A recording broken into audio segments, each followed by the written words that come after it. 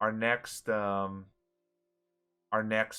person is a lovely developer named IL. I believe they are in the call right now. Hello, IL. How's it going? Hi. Well, it's a bit hard to go after this heartbreaking, reminder of everything happened. I am lucky to not be alone. Our lead writer, Wuj, he's here too. Hello, hello. Welcome. Hello. I'm glad they could make it. So yeah, it's really hard when even when we are far away in the world to learn how it is hard to just be ourselves actually. Hi and there. uh, and I really hope things get better for everyone. uh, and there is a lot of subjects where I really hope that things get better for everyone. And Ballads at Midnight, our game on NaNoReNo, is not really engaged Sorry, I have some even. lag. Oh no, it's all good. I would say if you have any lag, Wudge, I would say just focus on the call on the in the lounge and not the Twitch. There is going to be a little bit of lag. Yeah, I muted the Twitch stream and we just add this on Discord.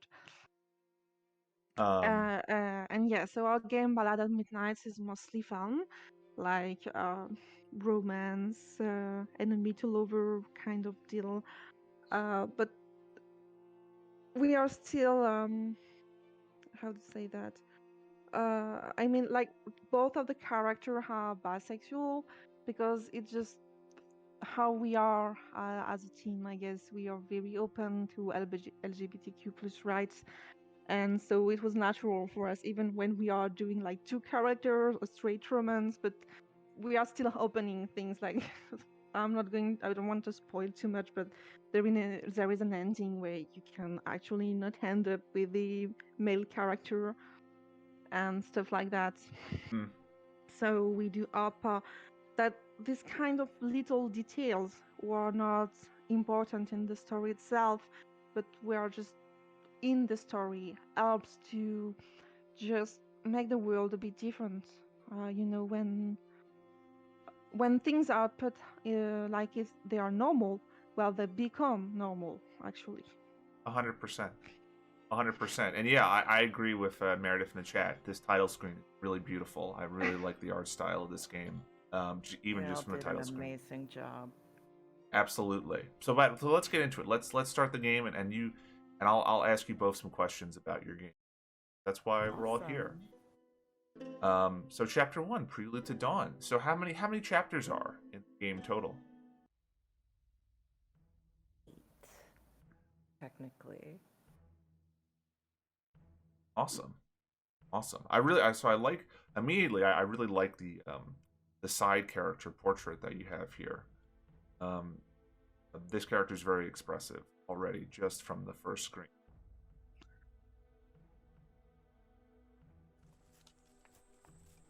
Yes, we had a really talented artist, Arapso, with us on the game. She did the art, the sprite, and the background art, who are actually photoshopped image. Like Oh wow. it's crazy that that's a Photoshop picture, a real photo Photoshop. It's crazy. Well, they did a great job of making that look like a Photoshop picture. I will say that. Hmm.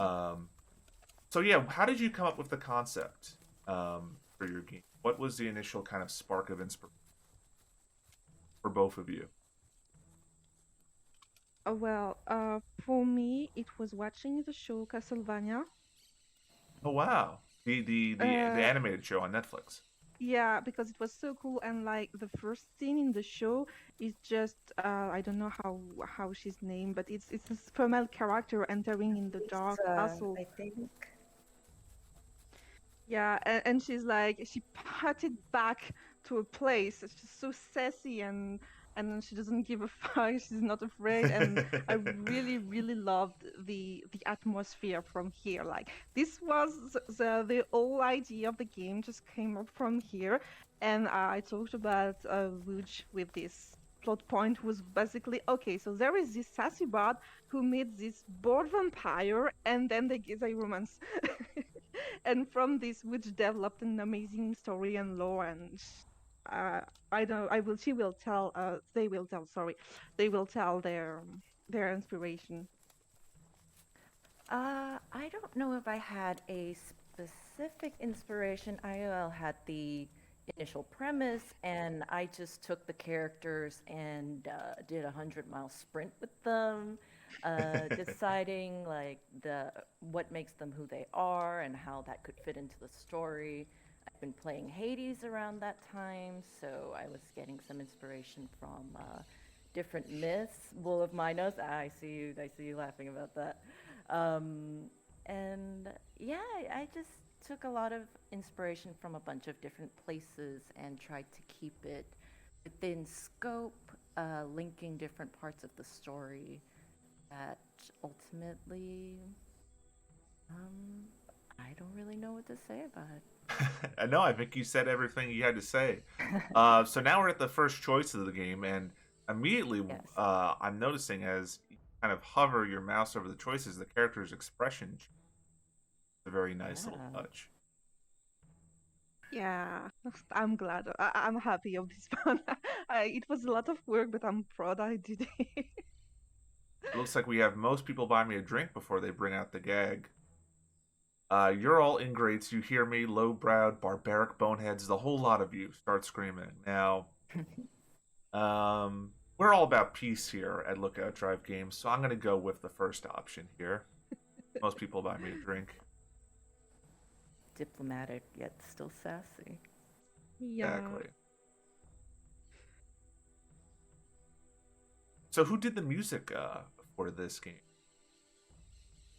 it's an incredible composer whose nickname is Shah Joyner. I think it's her full name. Yeah, Shah Joyner, and she was lovely to work with. So I definitely recommend if you are looking for someone to do it. And we also had the luck to have Eliana Zebron were on board, who is our Audio uh director. yeah, thank you, Yeah. our audio The director. So they recruit the voice actors, they directed them, they mixed the sounds, the SFX and the audio, and they helped the Shah on the direction too for the music. And we also have two full songs in the game since the MC is a bard, and it's Eliana who wrote them, and then our voice actress Megan, who plays the MC, sung her, and Shah did the music for it with a lute because our MC has a lute. So it was really teamwork, and I'm really glad because it's incredible. That's awesome. That's yeah. The music immediately just creates really complements the atmosphere um, in a really great. Um, and then the UI design is very like it all just kind of makes this cohesive whole for the entire game. Um, yeah. Uh, who worked on the UI for well? It's me, Oh, actually. wonderful.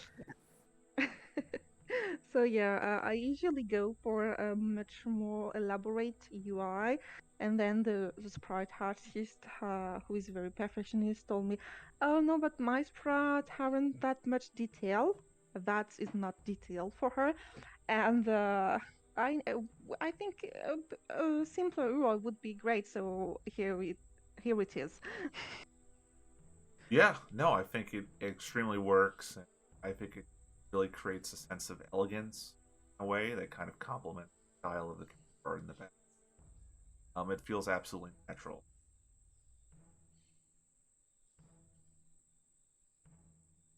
Thank you.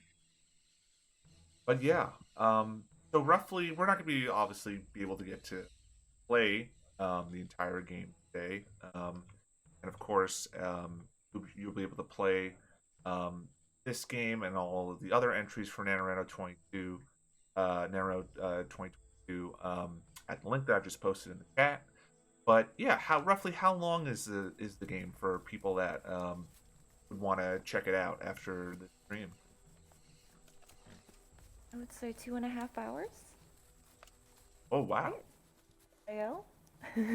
Yeah, for the full story, people, but actually this time, and if you want to replay to get all the ending while skipping the already seen text, it might be like 3 hours, even if Mhm. we actually released the game like completely, but with just one ending missing, because it was much longer than we actually expected, and we didn't want to rush thing or add a bad work habits, just overwork yourself. So we are going to do an update in a week or two to add this ending, and I think it will be fairly long and had maybe half an hour to the total just within itself. But yeah, roughly 2 half hour or 3 hour if you're slow. Well, that's incredible. And designer Gaze ask, what are you playing right now? So what's the title of your game again? AL and Wudge? Oh, just found it. Ballads at Midnight. Congratulations for finding a designer gaze. Thank you for Oh yeah, tuning there you in. go, designer. Thank you, thank you. Um, and yeah, lunatic. Hi, yeah. Our Portrait of Texas family is only roughly about 25-30 minutes long if you see all the conversations and everything, and we kind of scoped it, so we did so we were able to get everything that we wanted in the game. So the fact that you all really only had to cut one ending and still had a 2.5 hour, almost 3 hour game is remarkable. I really, that's really great to see that you were able to accomplish Uh, so much. And yes, I wrote 8+ hours on a lot of days. I did it. I hope neither of you burned yourself out, though. I No, hope you I took did. your time. I did make sure to take the weekend off of writing, but otherwise wrote Monday through Friday. I write full time as well. Nice. That's wonderful. That's wonderful. Yeah, we were really lucky to have Wuch, who is an incredible worker, and Notafish, the second writer, who helped them too. I think we couldn't have done it without the team we have. Like, we had a fairly big Hmm. team, and I am super impressed when I saw people releasing a game and they did all by themselves, the art, the background, the sprite, the music, or even just like looking at pre-made assets. It takes time, so we definitely couldn't have done it if we weren't such a big team. Like, even for the scripting, we were two, and then which helped us to adjust the expression. So it was really teamwork, and this lens is only possible because which is an absolute monster in writing, Oh and yeah. Thank they can you. I'll tackle take a that as lot. a I'll take that as a compliment. I'm a monster just like the vampire in this game. Yeah, it's definitely a compliment. Like, I'm impressed by how much they can work and in good quality, because the banter in this game is just incredible. Like, every punchline is so flavorish. Like, we already see a choice, but even the first choice, I love so much reading the game. Like, it's actually a little pleasure of not being the writer of your own game. Is like when you discover it after you know where the story is going, but seeing it written is just amazing. 100%, 100% agreed. It's always amazing seeing your characters also come to life via artwork and backgrounds, by design, and music helping bring that all together. I 100% agree. It's really great, and I can tell, like, this game. I mean, this game looks extremely polished, especially for a game where uh, a lot of games are, sometimes you're rushed for time, you don't have a lot of resources, you're working on other things. and so sometimes people's over scope and they have to cut things back and release games that are unfinished, just to have a game out and then update later. That's happened to me a couple times in a couple jams I've been in, but yeah, I think this game is remarkably polished, and if I didn't know this was a game jam game, I would think this was commercial, in my opinion.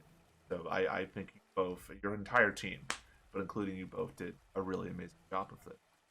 And now we're at our second choice here. Um, both are pretty nasty choices. You could give the illusion of choice here. What is this? A Telltale game? Yeah, exactly. And then there's a third one that's ... and the exact same thing happens no matter what. Just silence. Yeah. The protagonist has been treated very poorly by the old man she's referring to at this moment. Her hands are tied, and she's been trekking behind horseback because she's a prisoner. She's been recently arrested. And whenever she resisted, he would pull on the rope, and she would cut her knees and palms on stones and stuff. So she's rightfully angry, I think. And the choices reflect that for this moment. But you can flirt with the other guy because he's not as rough. That's fair. And Designer Gaze says, my pick is the first one, so you know what, Designer Gaze, will go with you old bastard. But I just love overgrown prune like. Yeah, that's a great It's insult, just so too. illustrative. But yeah, sometimes I don't know. It's just nice to be able to just shout insult at people that when Yeah, they it's nice 100%. miss you. to scream. It's really Yes. It's cathartic. So even if it's true that this choice doesn't change the game, it's still like it's like the first one, where you can just like people buy me a drink before they gag me. It's just fun to have them. Like there are most of the choices in these games are for the fun of it, and I'm really glad they are here just for that simple reason. Yeah, absolutely. Yeah, I think flavor choices are just important in some ways, helping a player feel like they're finding the main character for choice-based game, much as big story altering, different ending. There's a lot. I mean, pretty much Portrait of a Texas Family. Our entry is all flavor choice. Um, so it's pretty much a connect all flavors. So I totally understand. Yeah, and that really helped with the scope of the project as well. It's part of why I was able to do so much in a short amount of time. Yeah, and despite this, I think we have really interesting endings. Like we have three totally different endings, and one who was like two was who is the same but with different parts, and I so it's almost four different ending, I think actually, and I think it's really decent for game jam and the game of this lens. Yeah, yeah, 100%, 100%. And now we have a little bit more. We have more variation here, a couple different choices Yeah. here. Miss me already. And hesitating doesn't make you better than him. So it seems like you all took the kind of flirty or kind of like direct approach with the choices. Yes, especially towards the beginning. And I mentioned being inspired by multiple things. This is inspired directly from A Bard's Tale, which I think came out in Yes. 2004. Yes, You know it? I believe, yes. So you're talking about the remake, the Xbox remake of Bard's Tale that came out in 2004. Yes. Not the original PC versions from No, the 90s. Got it. not quite that old. Well, they're all great games, but yes, I am familiar with the 2004 Bard's Tale by In Exile Entertainment, who also Wasteland series recently. They did a Bard's Tale 4 recently. Um, yeah, I can definitely feel the influence there. Sure.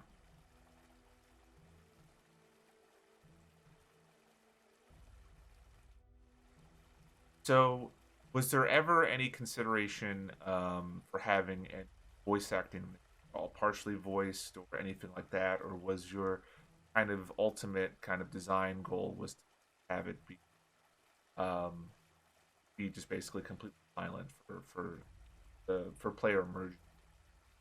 Yeah, there's actually going to be voice acting here in a little bit if you can get past the guardsman who you're gonna argue with.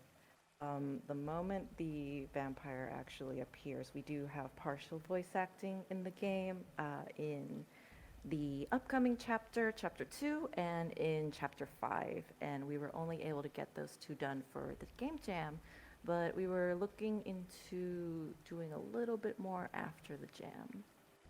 That's cool. That's Y- awesome. y- Yes, actually, the initial plan was I was like, oh, I would love to have the full voice acting, but it won't come in the game jam scope. And the finally we recruited voice actors, but there was no time and energy to. They didn't have the time and energy to do the full voice acting of the game since it's fairly long, and so it's very Yeah, understandable. So I was in the gonna say end, I we wrote a settled. lot.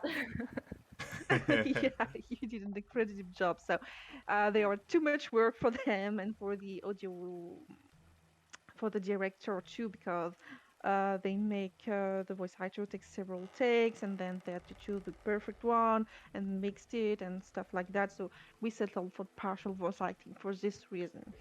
100%. And and they both do a wonderful work. So I really hope we have time to reach this point in the story and to actually meet the other character Well, and her let's. there. Well, then in that case, let's maybe get through this a little bit quicker here. I'll skip Yeah. through this a little bit. Once again, you can play all of these entries um, at the link that I just posted in the chat. You can play, including this game. But let's see if I can get here first voice acting in the game. Yeah, we're at chapter 2 already. Just had to skip a bunch of stuff to get to it, but we're here. Wow. Here we are. Um, yeah, let's see. Well, And here we are. another gift from the crown. So who did the voice from the shade? That is Eric Navarro, and I recommended him to the team because he did some voice acting for me previously What in grievous a different crimes you must project have committed where he to be was sent a all the way superhero, here. and now he's a vampire, so he can really Assessing your rather dinner, do it all. beast. Your mother should have taught you not to play with your food. And who did the voice of me, a prisoner, aka the main character of the game? I think we heard her voice. Her voice is by Megan Humans, I believe, and Megan was recommended by Eliana, our audio director. Megan did an incredible job. Wonderful. Yes, Yeah. Eliana was actually going to come on today's stream and talk about the game that worked on, but unfortunately, I don't think they were able to. So Eliana is. We wish you well. Wish your family well. Hopefully, maybe one day you'll be able to come on a live stream and uh, your work as a director and casting director. Yeah, Eliana is great. I can attest to that personally.